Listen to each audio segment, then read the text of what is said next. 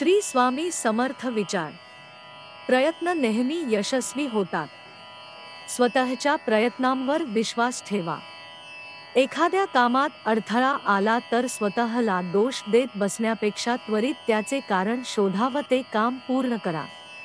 नेहमी स्वतःची स्वप्ने पूर्ण करण्यासाठी योजनाबद्ध रीतीने काम करा. चांगली कर्म करीत व्यवस्थितरित्या कर्तव्ये पार पाडली तर त्याचे योग्य व शुभ परिणाम जीवनात दिसून येतात. आयुष्यातील गरजा कधीच संपत नाहीत, पण शक्य तेवढे आहे त्यात समाधान मानून राहिले तर दुःख कमी होऊन आनंदी राहता येते.